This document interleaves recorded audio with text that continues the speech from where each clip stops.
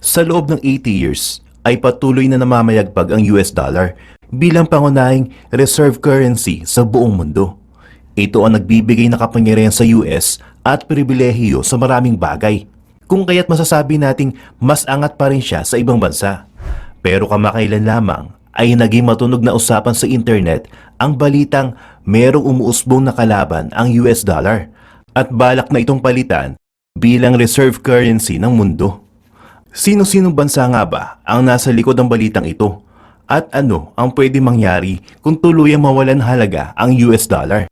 Mapanatili kayang balanse ang kapangyarihan ng mga bansa kung wala ang US sa itaas? O posible itong mauwi sa gulo na wawasak sa pinakaingat-ingatan nating kapayapaan? At yan ang alamin natin sa JP Amazing Stories.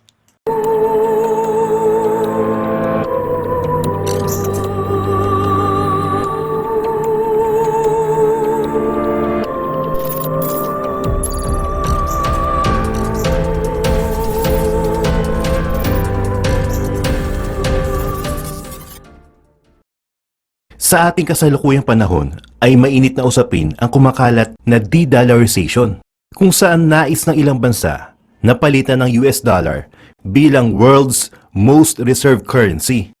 Kung sa bagay, hindi naman talaga US dollar ang nauna sa kapangyarihang ito, dahil mula noong 1720 hanggang 1815 ay hawak ito ng bansang France na sinundan naman ng Great Britain noong 1815 hanggang 1920. At sa paglipas ng panahon, pagkatapos ng madugong World War II, ay tuluyan na nga napagkasunduan ng 44 na bansa na gawing pinakamalakas na currency ang US dollar upang magkaroon ng balanse at stability maging ang mga mahirap na bansa sa ibang parte ng mundo. Pero ano nga ba ang benepisyo makukuha ng isang bansa gaya ng Amerika kung magiging world's most reserved currency ang kanilang pera, gaya na lamang ng US dollar na tumutumbas sa 62% ng kabuang foreign exchange reserves sa buong mundo? Ang mga sumusunod na benepisyo ay ito. Ang una rito ay stability. Ang mga bansang nais makipag-trade sa isa't isa ay kailangan magkaroon ng common currency upang maisagawa ang kanilang mga transaksyon. Halimbawa, kung ang Pilipinas ay makikipag-trade sa bansang India, ang India ay hindi tatanggap ng bayad sa currency na pesos. Gayon din ang Pilipinas na hindi tatanggap ng bayad sa currency na rupees. Ang India at Pilipinas ay walang ideya kung gaano karaming pera ang piniprint ng bawat isa, kaya walang kasiguraduhan ang totoong halaga nito. Sa halip, ang Pilipinas at India ay makikipag-trade sa isa't isa gamit ang currency na US dollar dahil subok na sa publiko ang stability nito. Kaya naman, maging sa mga simpleng mamamayan na nagbabiyahe sa iba't ibang bansa ay makikitang US dollar ang lagi nilang baon sa kanilang mga lakad dahil sigurado mapapalitan ito pagdating sa bansang kanilang paroroonan. Pangalawang benepisyo nito ay ang pagiging investing powerhouse dahil ang buong mundo ay gustong gamitin ang pinaka-stable na currency na US dollar. Ito rin ang dahilan kung bakit lahat ng mga bansa ay may dollar wallet o ang tinatawag nating foreign exchange reserve. At habang nakaimbak ang mga dollar reserves na ito, dahil wala pa mga transaksyon na nangyayari, ang mga dollar reserve na ito ay ini-invest sa US treasuries at securities na nagbibigay ng malaking kita sa Amerika. Gaya lang din ito ng isang normal na bangko. Kung may pera ka nakasave sa kanila, ay ini-invest nila ito sa ibang mga negosyo habang hindi mo ginagamit ang iyong pera. Ito ang dahilan kung bakit nagkaroon ng halos 7 hanggang 8 trillion dollar investment ang Amerika. At ang pinakamalaki mga shareholders dito ay ang mga bansang Japan, China at UK. At ang pangatlo sa benepisyo ng US dollar ay ang kakayahan nitong bumili ng langis sa iba't ibang bansa. Ayon sa mga data, ang Saudi Arabia ang pinakamalaking buyer ng sandata mula sa US. At dahil ang firearm at weaponry sales ang isa sa mga pinakamalaking parte ng ekonomiya ng US, ay nagkaroon ito ng magandang relasyon sa Saudi Arabia na isa sa pinakamalaking supplier ng petrolyo sa buong mundo. Dagdag pa dito ay nagkaroon ng kasunduan ang US at Saudi Arabia noong 1945, kung saan ang Saudi ay magbebenta lamang ng langis sa buong mundo gamit ang currency na dollar, kapalit ang kanilang proteksyon.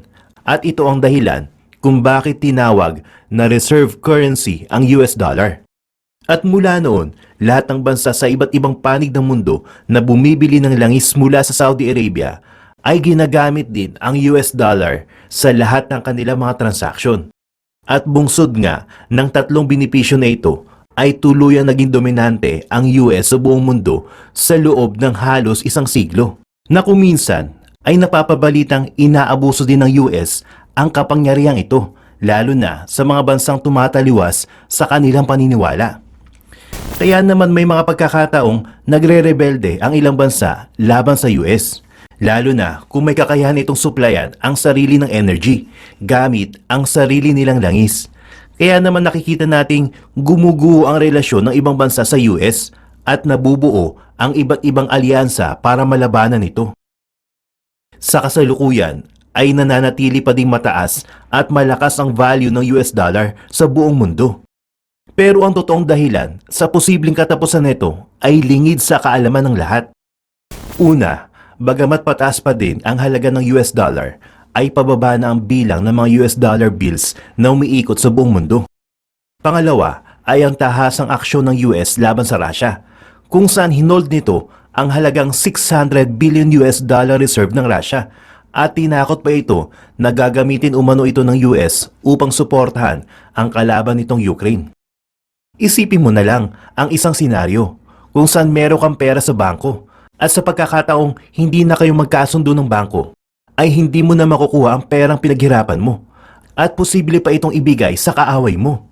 Hindi ba't napaka-unfair ng ganong pangyayari? Ang bangko wala naman kinalaman sa away nyo. At ito ang nag-iisang susi sa pangatlong dahilan kung bakit may ilang bansa sa ngayon na may natural reserve na langis. Ang bumubuo ng alyansa para labanan ng US sa pangunguna ng Russia, gaya na lamang ng Brazil, India, China at South Africa. Lahat ng ito ay tahimik lamang na nangyayari sa loob ng ilang taon at hindi lamang masyadong ibinabalita ng mainstream media dahil ang impact ng mga balitang ito ay posibleng malala pa sa inaasahan. Gaya na lamang noong taong 2000 kung saan pinayagan ng UN ang Iraq na magbenta ng langis gamit ang currency ng euro. Noong 2007 naman ay tuluyan ng tumigil ang Iran sa pagbebenta ng langis gamit ang US dollars. Noong 2014 naman ay nagkasundo ang Russia at China na tuluyan ng i-bypass ang paggamit ng US dollar.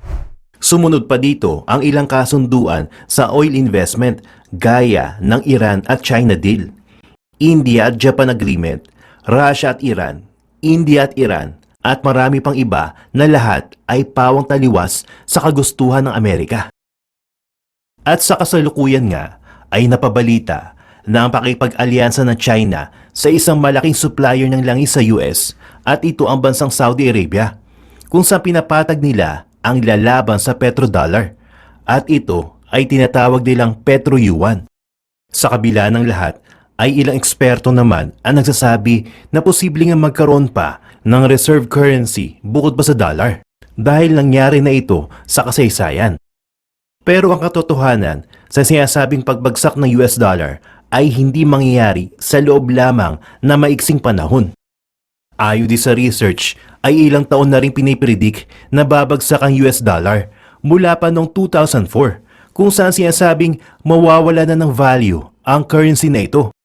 Meron din prediction dito noong 2006, 2009, 2012, 2015 hanggang mula pa noong 1975 kung saan sinasabi ng OPEC na puputulin neto ang anumang relasyon sa US dollar. Pero ang lahat ng ito ay mukhang malabo pang mangyari. Kaya naman tanging panahon na lamang ang tunay na makakapagsabi. At kung sakali mang magkatotoo ang lahat ng ito, ay dapat maging handa tayo sa mga problema ang pwedeng dumating sa atin.